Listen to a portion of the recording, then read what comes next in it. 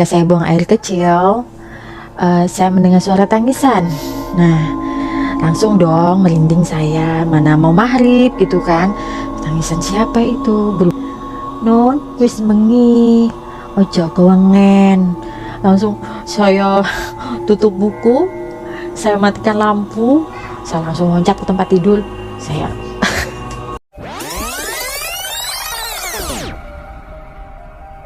Assalamualaikum warahmatullahi wabarakatuh. Hai teman-teman, apa kabar semuanya? Semoga kalian sehat dan bahagia selalu. Terima kasih yang sudah subscribe channel aku. Terus dukung channel aku ya, karena subscribe itu gratis ya guys. Maaf teman-teman. Oke, sebenarnya hari ini aku agak nggak enak badan. Jadi aku radang gitu ya. Ya maklum kalau suaranya agak nggak jelas ya. Saya bantu dengan speaker ini. Dan kisah ini aku bikin ada dua kisah. Aku bikin dalam satu footage ya. Yang pertama ini sih kisahnya umurnya sama waktu umur 14 tahun, dan saya ada di bangku kelas 2 SMP. Nah, kalau di sekolahan itu kan ada ekstrakurikuler ya. Dulu saya ikut basket. Jadi saya termasuk tim inti basket. Saat itu saya kelas 2 SMP ya guys. Terus suatu hari, kalau ekstrakurikuler itu kan sore ya, setelah asar gitu, dan biasanya selesai itu menjelang mau maghrib. Nah, suatu hari saya sedang penutupan gitu, habis ekstrakurikuler gitu, biasa rapat dengan kakak senior gitu ya. Dan kita memang acaranya sedang santai gitu, ngobrol-ngobrol sambil duduk di lapangan basket gitu ya. Kita melihat Pak Guru kita, sebut saja Mr. J. Nah, Pak J ini ya, dia adalah guru biologi.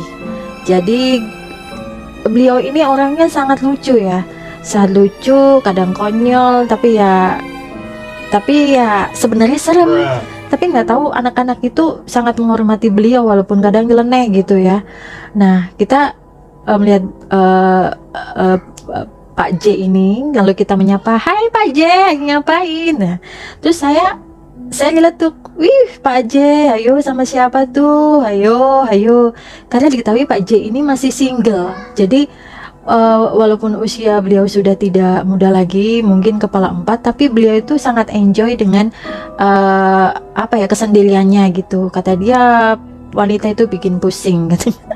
Nah, karena melihat ada sosok wanita di belakang Pak J itu, spontan saya langsung menggoda gitu ya. Kita sih senang kalau Pak J dekat dengan wanita, apalagi sampai menikah. Akhirnya maksudnya saya menyapa Pak J, "Ayo Pak J, kenalin dong, itu siapa?" Saya bilang gitu. Yang lainnya nengok ke saya gitu, "Maksud kamu apa sih?" gitu.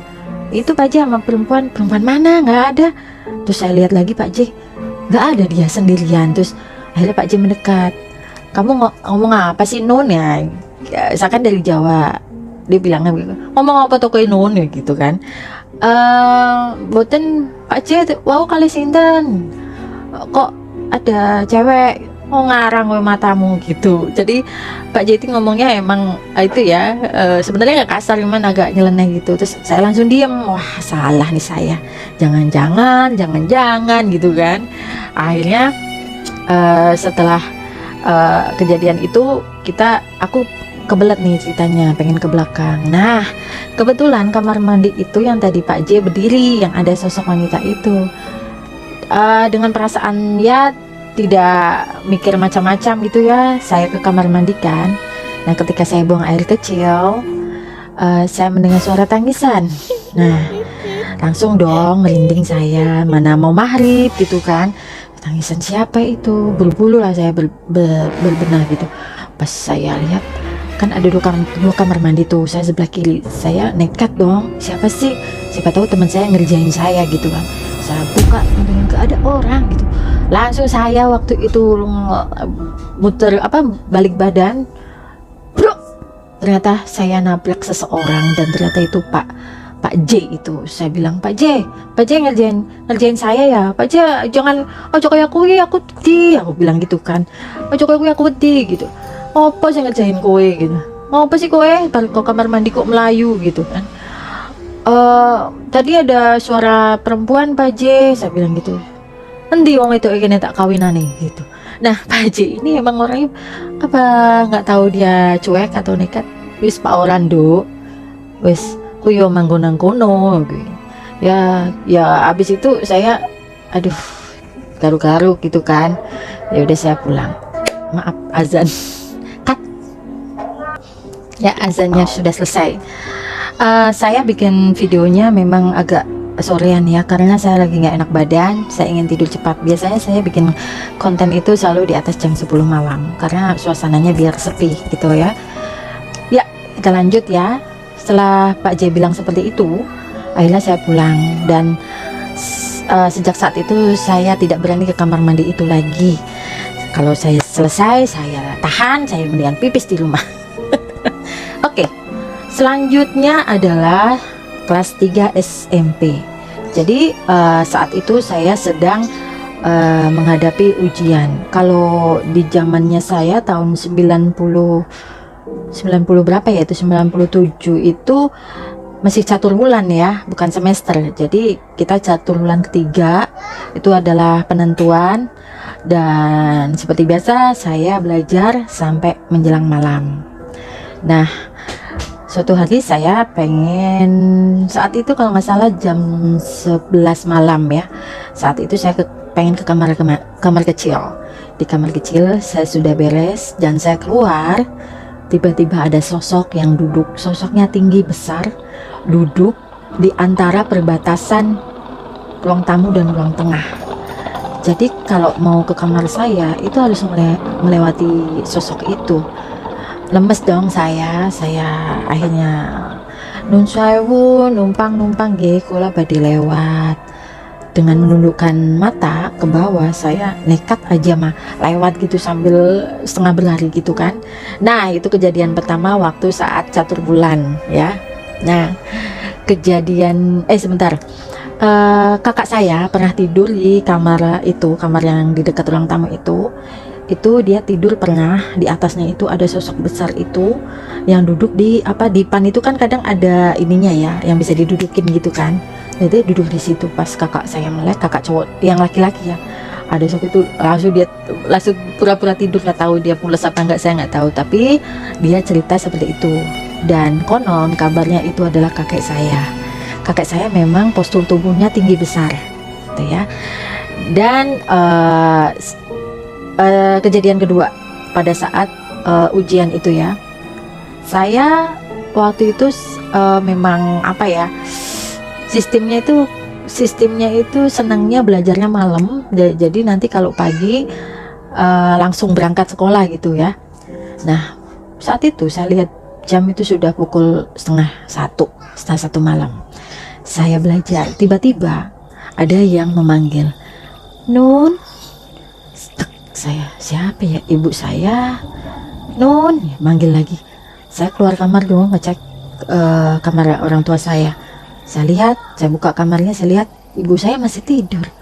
Saya bilang, mungkin saya salah dengar gitu kan.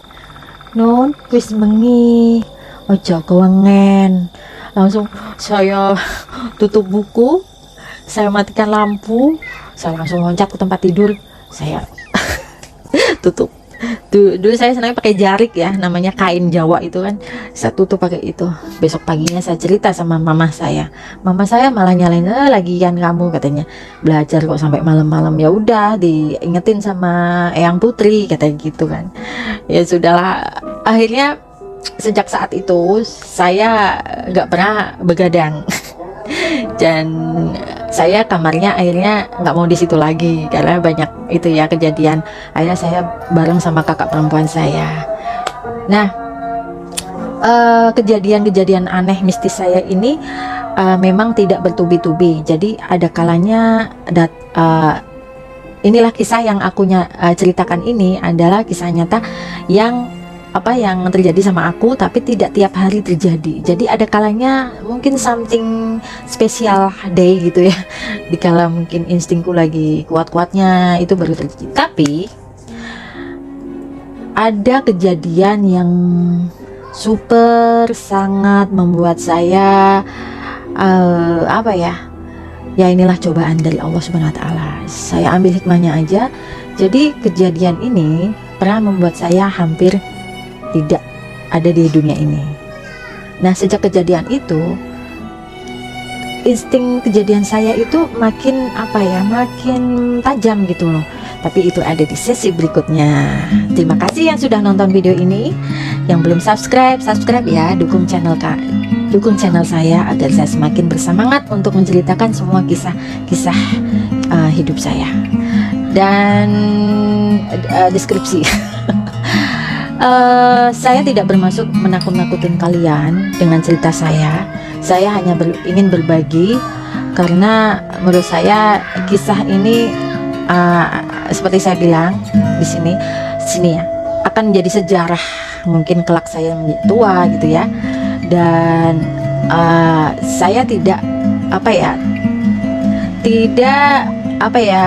mengarahkan kalian untuk takut sama itu setan ya atau hantulah. Tapi sebenarnya ya seperti saya bilang, kalau kita itu lebih mulia, kita itu lebih kuat. Jadi bukannya kita hidup berdampingan dengan mereka, dan mereka mungkin kita tidak sengaja mengganggu mereka, dan mereka mungkin tidak sengaja juga mengganggu kita, karena dua dunia ya pasti saling bersinggungan. Tinggal kita aja menghadapinya. Kalau dibawa takut ya jadi, kalau dibawa santai ya sudahlah gitu kan. Oke, ini kisahku, mana kisahmu? Jika kalian punya cerita-cerita yang aneh, menarik, silahkan kirimkan di email saya yang ada di deskripsi ya. Terima kasih, jangan lupa like, comment, share, subscribe. Terima kasih. Wassalamualaikum warahmatullahi wabarakatuh. Thank you.